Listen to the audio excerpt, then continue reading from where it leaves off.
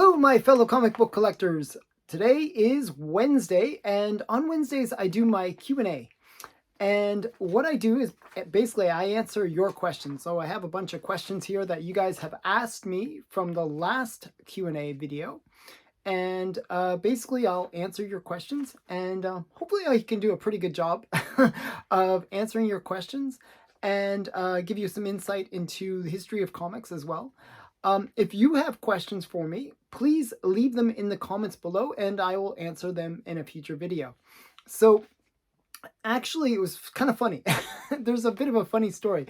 What happened was last week, I did a video and I basically complained because I only got one question from the previous week.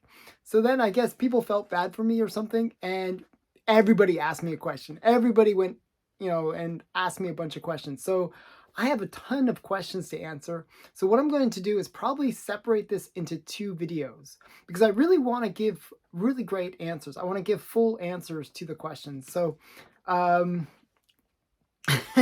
it's going to be a two-part video. So the first part will be today and the next part will be tomorrow. And you can see some more great questions answered. And a bit of a controversial one tomorrow. So that'll be interesting. So the very first question I got, and I just got this maybe like an hour ago, just before I was about to record this video. So he got it in at the last minute. It's from Black Box, Silver, and Bronze. And he has a really great comic channel. I recommend him highly. And he wrote the following. Alan, you probably have a copy of Batman 49, the first appearance of Vicki Vale and the Mad Hatter. For those who cannot afford that, can you recommend a key Vicki Vale comic book? Does she have a first cover appearance? Okay, so I'm going to show you the first one that he mentioned, which is Batman 49. This is Batman 49. Now, this is a great Joker cover, but it is not a Vicki Vale cover. So it's the very first appearance of Vicki Vale and the Mad Hatter, two cool characters.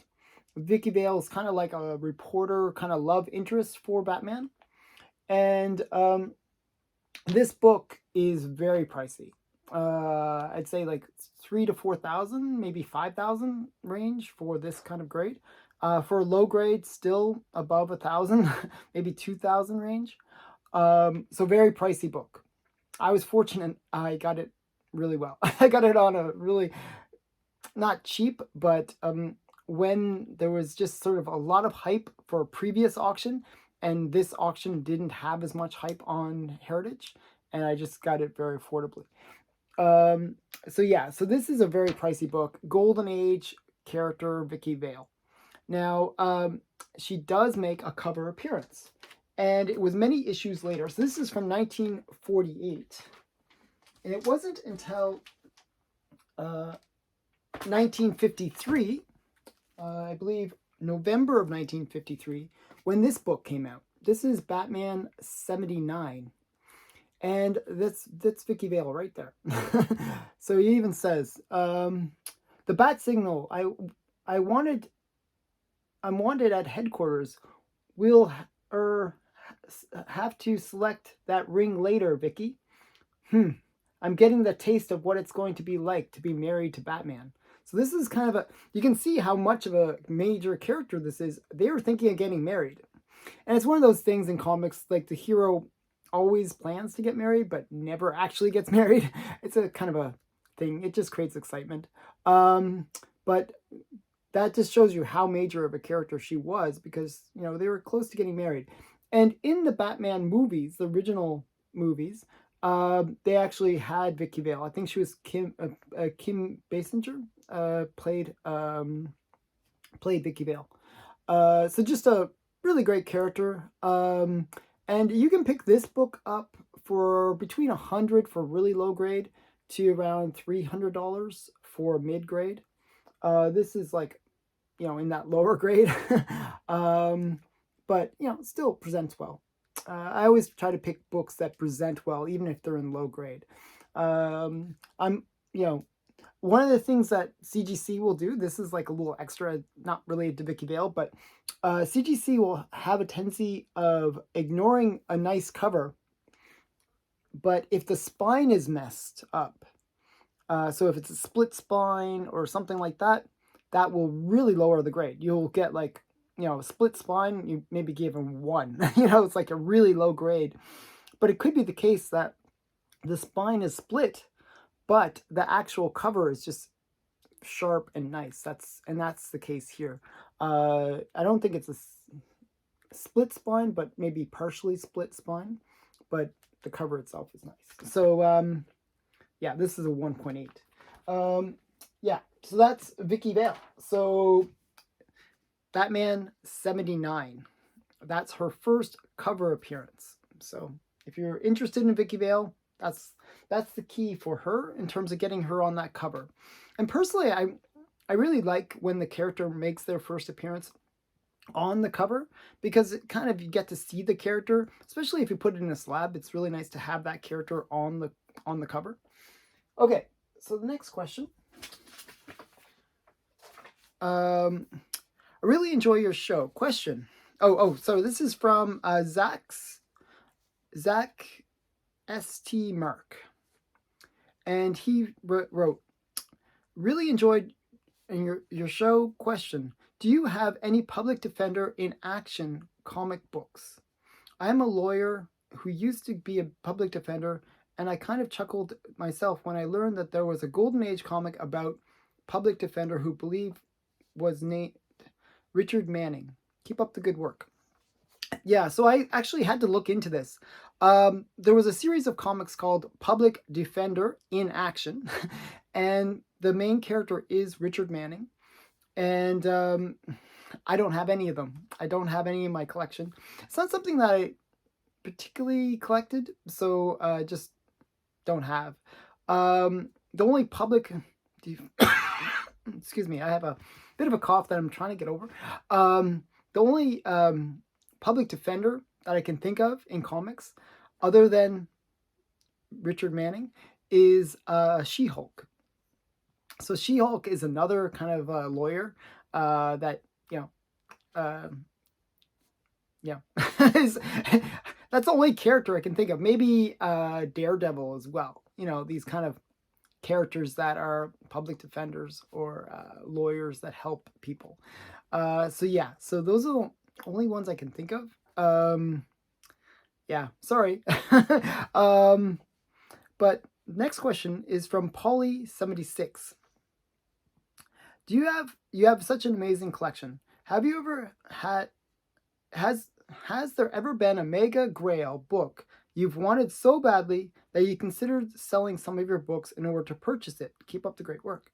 So the biggest book that I really wanted, there was actually 2, maybe 3, and they're all Wonder Woman books. They're all like the ones that are her major books. So All-Star 8, Wonder Woman 1, and Sensation Comics #1. So those are the 3 mega grails that I really, really wanted because I'm a big Wonder Woman fan. And what I did in order to get all 3 of them was I worked out deals where I could pay in installments. And generally, I find that is kind of my approach to getting the bigger grails. I don't really like to give up books that are in my collection. I'm very weird that way. I feel bad to give up one book in order to get another book. The only way that I would probably do that is if I was going for like a mega grail, like Detect 27 or like Action 1 or some big grail. I probably have to sell my whole entire collection to get one of those. But you know, if I had like duplicates of books, like a whole bunch of duplicates, like I have maybe about 200-300 duplicates, and what I'd probably do is exchange those books for a bigger book.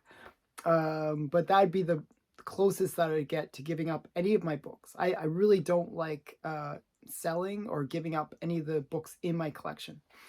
So yeah, I'm kind of weird that way. I'm very very possessive about my books. It's kind of weird. So yeah, So I don't think I would sell any of my books just to get another big book. Though, you know, if the right book came along, and I don't know, there's like the only ones I can think of are Detective 27 and Action 1. That would be kind of at that level. Maybe Marvel 1 would be kind of a cool book to get to. That's another kind of mega grail. Yeah, so so those are the big books that I can think of that maybe I would do something, but yeah, I'd be really hard pressed. Like, it would have to be the case that I knew that I could pick those books that I was trading back up somehow easily. So yeah, so take that take that for what it is. I'm very protective about my books. Next question is from Comic Book Ninja. Thanks for answering my questions. I forgot that you talked about Peacemaker. Speaking of Peacemaker, can you show off and talk about some of your Charleton comics and first appearances? They seem harder to find in higher grades because of their cheap page quality. What are the other Charleton characters that you would like to see DC utilize more in the future? My favorite is definitely the Question. Question is a cool character. And I'm going to show a few books. The one that I really would like them to do, and this is a Charleton book, is Captain Atom. You can see him right there.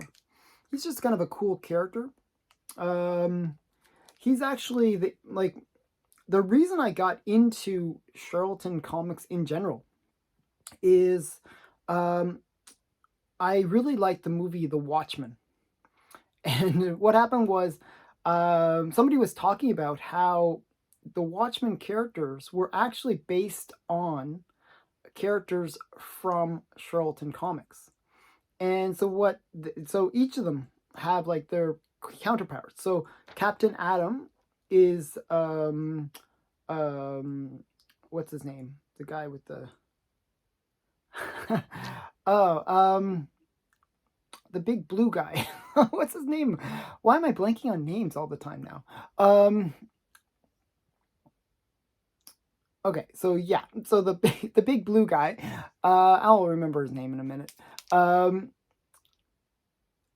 Dr. Manhattan. Okay, so Dr. Manhattan is based on Captain Atom. So, you know, it's the same kind of character, like, that he has, like, basically he's ultra powerful, you know, and, you know, kind of been created by some kind of nuclear accident. So that got me into collecting all the first key appearances from Charleton comics. Now, the Question is the inspiration for man.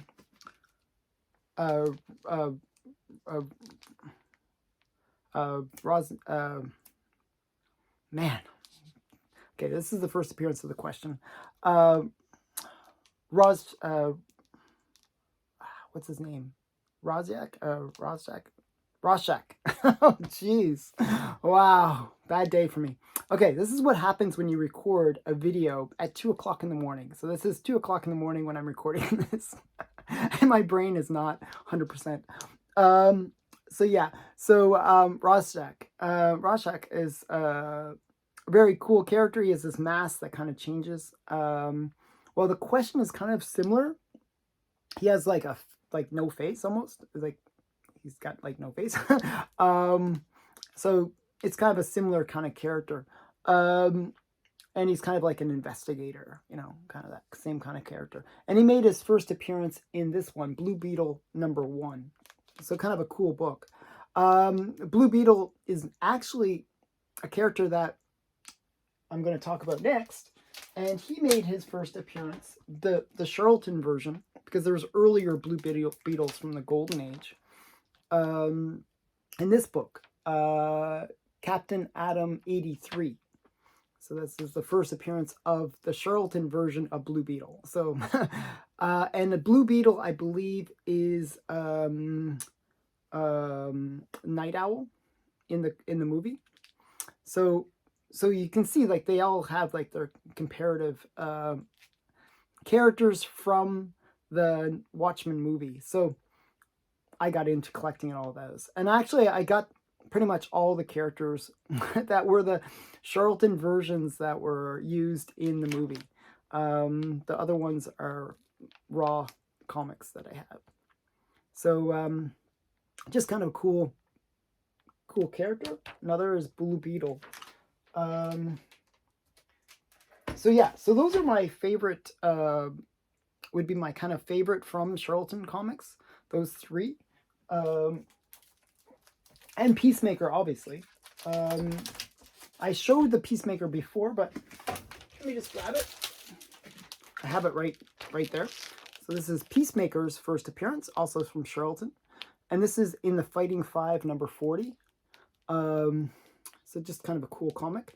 So again, so all these, there were some really awesome characters that were created in Charleton comics, and that later DC bought Charleton out altogether. So they have all the rights to these characters. There was actually, I showed in another video, it's like Crisis of Infinite Earths or something like that. Number 6. I think it's number 6. It's the one with Annihilation on the cover. Yeah, but it brings back all the characters. So if you pick up that book, you actually pick up the first appearance in DC of all these Charleton characters. So it's kind of one of those under the radar keys that you can pick up for like $5. It's like a really cheap book. Yeah, just, you know, I think DC should utilize these characters. The problem that I find with DC in general is when they make movies, they have a tendency of making very bad movies. They're not really good at making movies unless they're animated movies. Their animated movies are excellent, and their TV series are generally pretty good. But for some reason, DC is not very good at live action. I don't know. Like, I'd love to hear people's feedback about that too. What do you think about DC's live action movies? For the most part, I found them pretty weak. So, yeah, I thought that was just an observation. Okay, so I'm going to move these over and answer the next question. The next question is from Comic Mag Musings, and he wrote, "Okay, Canadian crate maker, I've got a Warren question for you. Did Warren have multiple printings or known variations with any of their books? I have several issues of Blazing Combat number 3, and some of the covers have a forest green color and others have a olive drab green color. Was there a lot of variation in the same printing, or were there multiple printings?" So I've actually seen that too, that sort of difference in the greens. And I'll show you what he's talking about by showing you the complete collection of Blazing Combat. So Blazing Combat is actually a really great series. I pretty much read everything from Warren. So it was with Frank Frazetta did the covers for these. It's just really awesome artwork. So we got Blazing Combat number 1. This is a Frank Frazetta cover. And then we got Blazing Combat number 2. Again, Frank Frazetta. And then we got Blazing Combat number 3. Really great covers. Now this is the one that he was referring to. Blazing Combat number 3. And you'll notice that it's this kind of dark green. Now I've seen this with a lighter green as well. So it's not that it's a second print or anything like that. It's just that their printing wasn't very consistent. So what'll happen is you sometimes, especially with green, it's one of those weird colors where when it's printed, sometimes it comes out very dark, and other times it's just lighter. It's just something special about green. So yeah, so this is Blazing Combat number 3, and it has that darker green. And as I said, sometimes it will be the lighter green. Also, what you can have, and this could be the issue, is a lot of the Warren magazines, the printing wasn't necessarily the best. They weren't bad, but they were so what can happen is the colors can fade, and you'll get that kind of weird effect as well. Okay, and then we got Blazing Combat number 4. This nice Nazi cover, like Nazi flag in the background there, and just a really great Vizetta cover. I love these Blazing Combats. They're quite good. Okay, and then the last one, it's actually the same cover, and this is the anthology. So this is the anthology, Blazing Combat Anthology. This is a really rare book. These are all from like the late 70s. That was from 1978. And the 2 rare books are Blazing Combat number 1 and the anthology. Those are both pretty rare. I've seen them actually cheap. Like, the funny thing is you can pick up these books cheap if you keep looking for them. But if it's a collector, they will charge a lot for them. So Blazing Combat in a good grade, a reasonable grade, number 1 will go for $200-300 up to several thousand in high grade. The anthology usually around 200. Now I've actually seen right now on eBay, somebody is selling a set of 1 to 4 of Blazing Combat for $175. So if you go to eBay right now, you can pick up 1 through 4 for cheaper than what I paid for my set of Blazing Combat. So yeah, it's $175. That's really cheap. And also I saw the anthology for $50 or something crazy, which is really cheap. These are very rare books. Blazing Combat was not a title where they like had the big print run. And often they're pretty hard to get, especially in higher grades. So just something to look for if you go to eBay.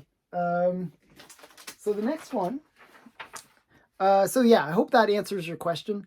Again, it's really just about the quality of the printing and about the effects of the sun or whatever on the book itself. It can kind of fade. So the next question, one other thing I should mention about about Warren in general was there were Canadian price variants. So, and they're not like, there's only slight differences between the American version and the Canadian version, other than just the price. Slight variations, like the cover would be the same, just slight variation. And there's obviously the foreign editions, which can be very different. So, hope that answers the question a bit better. Next question is from David Rebello.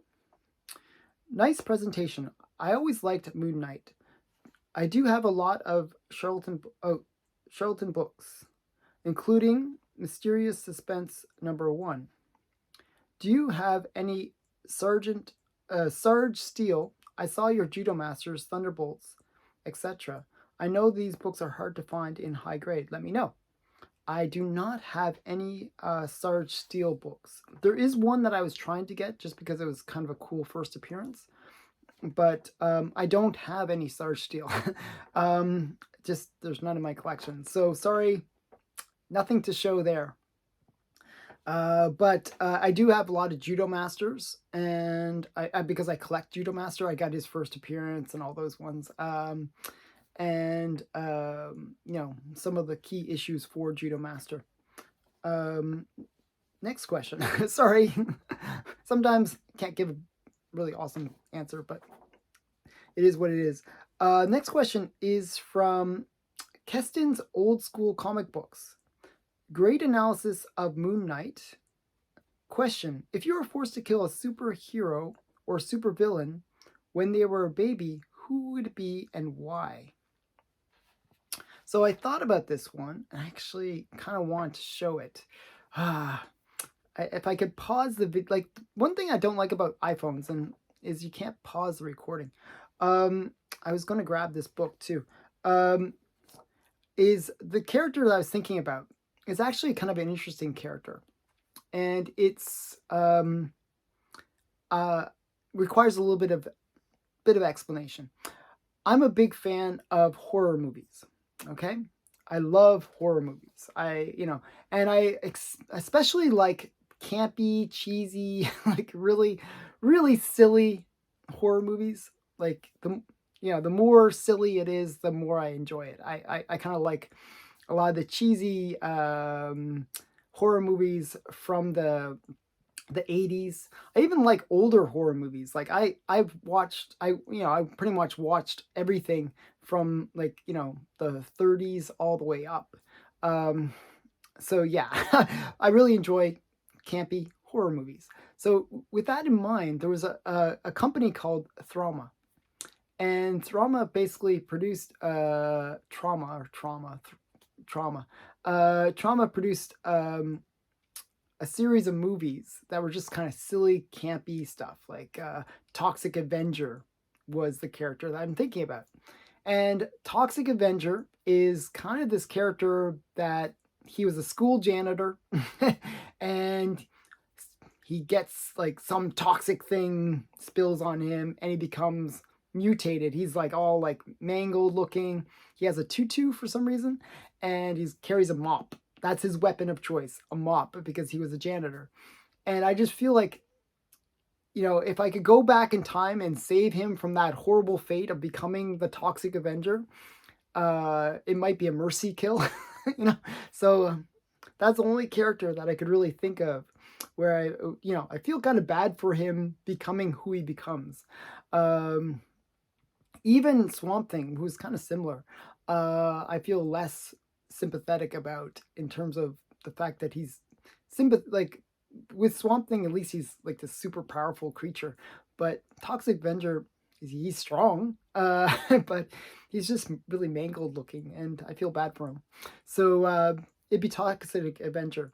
And if you don't mind me just bending down and grabbing something, I can actually show you something cool for Toxic Avenger. So one second.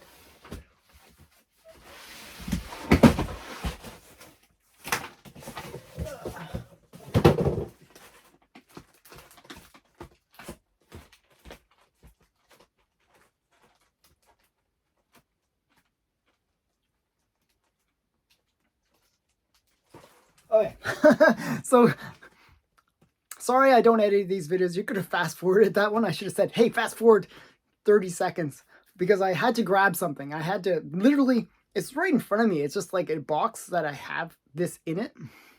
I kind of wanted to show it because I think, for those people who are not familiar with Toxic Avenger, it's good to show what Toxic Avenger looks like. And this is Toxic Avenger. Okay, I'll see how he has the mop. And this is his first appearance. It was in Marvel Age number 98. Okay, so this is Toxic Avenger's first appearance. And it's just, you can see he's like a mutilated guy with a mop. They're actually planning to make a movie with the Toxic Avenger, a remake, where they get Peter Dinklage is going to be the Toxic Avenger. So that should be fairly interesting. And he also had his own comic series in Marvel. Again, well, Marvel Age, obviously. So this is the Toxic Avenger, and this is the first Toxic Avenger series. So you can see how mutilated he is. So I figured I should show those. Like, it's kind of important to see why I feel sort of sympathetic to him as a character in terms of maybe saving him from that horrible fate. So okay, then that was from Kestin's Old School Comic Books. He's another great channel that you should check out. Another question. This is the last for this video because I'm trying to keep the videos short because I noticed that in my analytics, most people maybe only watch the first 20 minutes. So if I make them too long, people won't watch the whole thing and you miss out on some really great stuff. So, for example, me searching for a Toxic Avenger's first appearance. I mean, really, that was exciting just to see me in action. Okay, last question though. Troy Percy wrote, Hey, Alan, I have 2 questions for you. First question is, which slabs do you prefer more? Not for the value, but for the durability. CGC, CBCS, or PGX? And to go with his question, Daniel Sanchez also asked, do you like CBCS graded comics? So those kind of 2 questions kind of go together. So for the durability, okay? So I'm going to show you 3 comics, okay? And they are, what I tried to do is pick apples to apples. So when I first looked at slabs to pick for CGCS, CBCS, CGC, and PGX, I was looking at, I have a golden age one and like a modern age one, and it wasn't really apples to apples because, you know, the thickness of the book was different and all this kind of stuff, and you wouldn't get really a true comparison. So I really wanted to create a really great comparison between the 3 slabs. So I'm going to show you the 3 slabs right here behind me. Okay, so we got 3 slabs. And these 3 slabs are all Avengers. So they're all like Silver Age Avengers, and they're all in that sort of same size, you know, so same size, same kind of books. And I figured these are the best ways of comparing. Now, the first comparison I'd like to show you is just from the side. I'm not sure if you can see this, but if you look from the side, you can see something very obvious in my mind. You got 3 slabs, and the one in the middle is just so much thicker than the 2 on the sides, okay? And the reason I show this is that is the first thing you notice about CGC. CGC slabs are much thicker, much more solid than the other 2. I find actually PGX is the worst of the 3 in terms of the quality of their slabs is just not there. It is really low. And I'll show you what I'm referring to. So these are the new slabs actually from PGX, which are a bit better. I have to give them some credit. They have improved. So we got, I'm not sure if you can see because it's in a thing. Okay, we'll see. Maybe you can see how thick it is.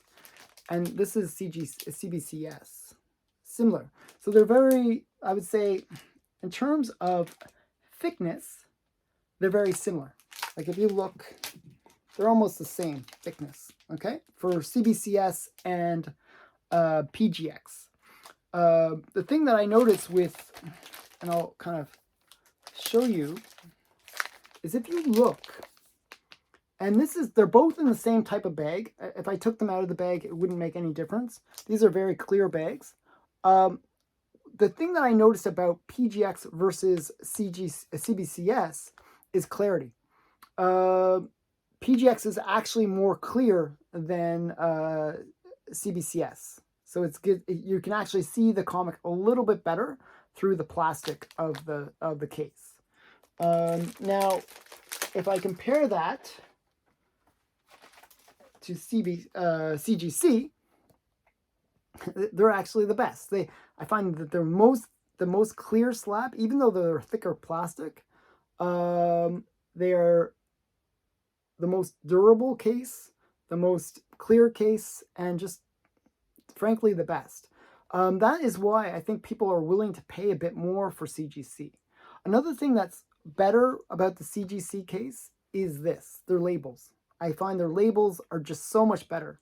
Like if you look at the old CGC cases, and I might have one. Do I have one handy? I do, but okay, I'm going to grab it. I'm going to grab like the old CGC case. Now, if you look at the old CGC case, this is like, I think, 2nd generation CGC. You'll notice that the 9.4, you know, how it's quite not really clear and it's a bit small. On the newer CGC cases, you'll notice that they really make it pop. the grade pops on the newer cases. And I just find that this is well laid out in terms of the information given. Now, the worst for that, I find, is CBCS. CBCS, I find that the information, like, the label doesn't really pop that much. Like, the way that this, it kind of blends into the blue, and the information is a little harder to read. So I find CGC did a better job of just creating their labels. And the label here, it's just this, like, it's printed on instead of like being that more like something that's been added, like a sticker added. With like the CGC one has that kind of like foily, not foil, what is it called? Like this thing, the hologram. Okay, so it's it's just a bit better altogether. The case, I just think CGC is superior to the other two in terms of the case.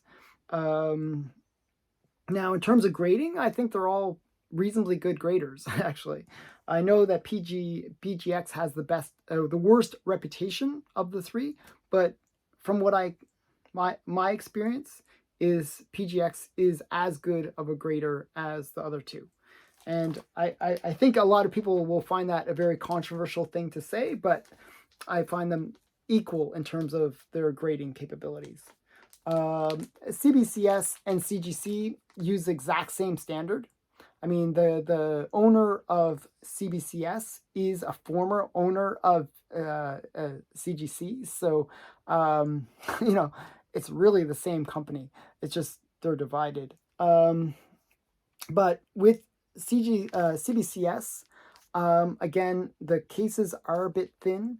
They're not, I find that they're not as clear as the other ones. And I'll take this one out, actually, just to give you a better sense. Because sometimes the plastic does kind of, I mean, it's not bad.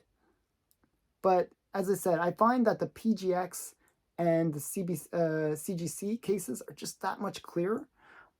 It's only really noticeable when you compare the two. Yeah. So I don't mind getting a CBCS graded comic, but I just prefer CGC. And generally, I think a lot of people feel the same way. What you'll notice if you see like a 9.8 of the three grades, you'll actually see that there is like a different price in the three. So 9.8 of a CGC book will be like $100, let's say. And then a CBCS will be maybe like $90 to $80. So it's actually like significantly cheaper. And a PGX will be like $70. So it's like the next tier down. So there is a bit of a market part to this where the market has sort of spoken and said that CGC is the ones that they prefer. And I think it's really about the case. I really believe that half the reason why people prefer CGC is that the cases are that much better. They're just thicker and seems more durable and more substantial. So that has been this first part of the Q&A. And I'm going to do a second part where there's going to be a lot more questions, and actually part 2 of that guy's question. So of Troy's question. So you got to stay tuned for that tomorrow. So check that out. And I hope you enjoyed this video, even though I had to search for some stuff. I hope that was okay. I hope that it was fun. Thanks again for watching, and please like, comment, and subscribe. Bye for now.